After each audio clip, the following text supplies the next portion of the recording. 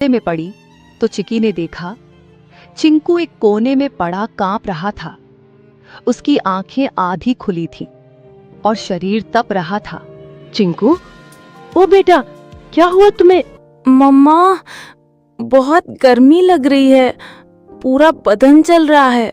हे भगवान, बुखार इतनी तेज, अब मैं क्या करूं? मम्मा, चिंकू को क्या हो गया? ये तो बोल भी नहीं पा रहा है ठीक से। चिकी ने खुद को संभालने की कोशिश की, लेकिन उसकी आंखों में आंसू भर आए।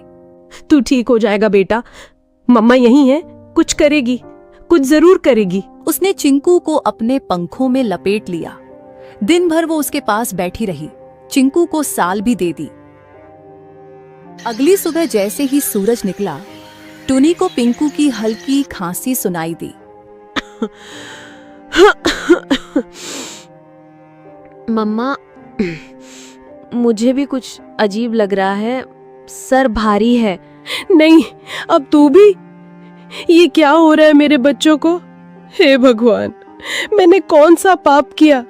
भूख मिटाने चली तो बारिश आई, बारिश में निकली तो शिकारी आए, और शिकारी से बचकर आई तो अब ये बुखार। क्या मेरी ममता की परीक्षा ले रहे हो तुम? पिंकू और चिंकू दोनों अब मम्मा के पंखों के बीच पड़े कराह रहे थे। चिकी का मन टूटा हुआ था, लेकिन आंखों में अब भी एक जिद थी। नहीं, मैं हार नहीं मानूंगी। मैं माँ हूँ, और माँ कभी घोंसले में बैठकर अपने बच्चों को यूं मरता नहीं देख सकती। अगर इनको बचाना है तो मुझे लड़ना होगा, बीमारी से भी, अकेलेपन से भी, और इस जंगल की बेरहमी से भी। लेकिन उसके मन में एक सवाल लगातार घूमता रहा।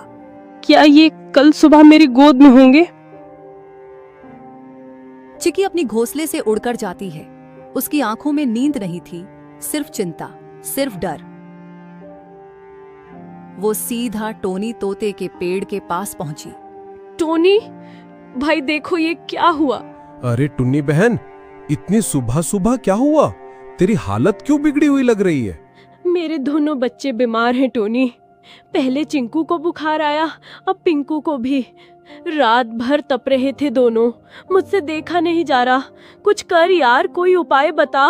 रुक, सुन, मुझे याद है, जंगल के उस पार एक चूहा डॉक्टर है, बहुत समझदार। सब उसे डॉक्टर चिंटू कहते हैं। चल, अभी चल। बिना वक्त गवाए दोनों उड़ चले। जंगल के भीतर झाड़ियों के पीछे एक पुराना सा बिल था। बाहर लगे बोर्ड पर लाल निशान से पता चल गया, यही डॉक्टर का घर है। डॉक्टर साहब, जल्दी बाहर आइए, एक माँ के बच्चे बीमार हैं, बहुत बुरे हाल में हैं। कुछ पल बाद डॉक्टर चिंटू बाहर आए। कितने दिनों से बीमार है? 2 दिन से, लेकिन रात में हालत और बिगड़ गई। ले चलो मुझे, मैं खुद देखूंगा। कुछ देर में तीनों घोंसले पर पहुंचे। डॉक्टर ने बच्चों को चेक कर लिया। ये साधारण बुखार नहीं है, ये वायरल है। बच्चों के शरीर में लड़ने की ताकत नहीं बची है। तो क्या ये मर जाएंगे? मैं कुछ नहीं कह सकता। मैं दवा दूंगा, अगर ऊपर वाले ने चाहा तो बच जाएंगे, पर मैं कोई गारंटी नहीं देता। तुम तो डॉक्टर हो, तुम्हारे पास उम्मीद होनी चाहिए। मैं दवा दे सकता हूं बहन, चमत्कार नहीं। जब शरीर साथ नहीं देता तो दवा भी हार जाती है। अब ये तेरी ममता और भगवान की मर्जी पर है। चिकी जानती थी अब उसके हाथ में कुछ नहीं बचा था। वो निकल पड़ी एक उम्मीद में। वो जा रही थी उस पेड़ की ओर जो जंगल के बीचों बीच सबसे ऊंचा था, एक ऐसा स्थान जिसे पक्षी शांत शिखर कहते थे। वहां कोई शिकारी नहीं आता, न चीलें बैठती हैं, न कौवे मंडराते। ये कोई आम डाल नहीं थी, ये वो जगह थी जहां आकाश और आत्मा एक हो जाते हैं, जहां हर पत्ता, हर हवा, हर किरण साक्षात ब्रह्मांड की भाषा बोलती है।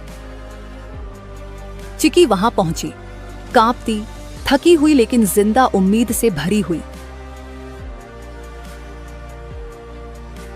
उसने आंखें बंद की और गहराई से सांस ली। हे ब्रह्मांड, मैं तुझसे मांगने नहीं आई, मैं तेरे आगे झोली नहीं फैला रही, मैं तुझसे लड़ने आई हूं। अपने बच्चों के लिए। उसकी आवाज जंगल में गूंज उठी।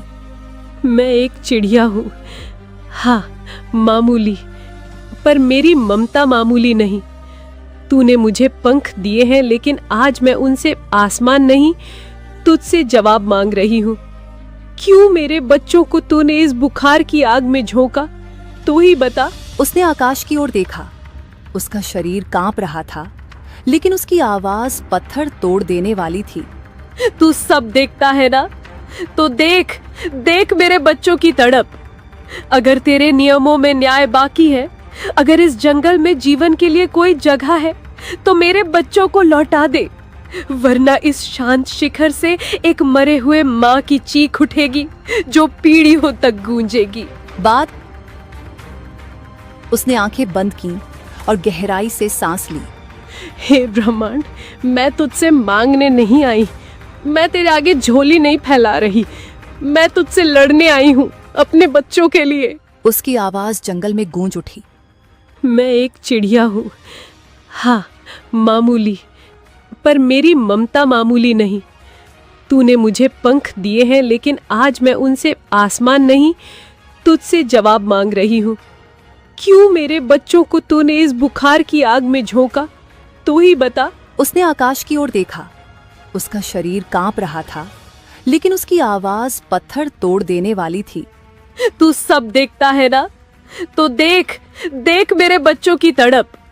अगर तेरे नियमों में न्याय बाकी है, अगर इस जंगल में जीवन के लिए कोई जगह है, तो मेरे बच्चों को लौटा दे, वरना इस शांत शिखर से एक मरे हुए माँ की चीख उठेगी जो पीढ़ियों तक गूंजेगी। बाद में चिकी जिस पेड़ पर बैठी हुई थी, वह पेड़ बोलने लगा। जाओ अब देखो। वो उड़कर घोंसले की ओर लौटी।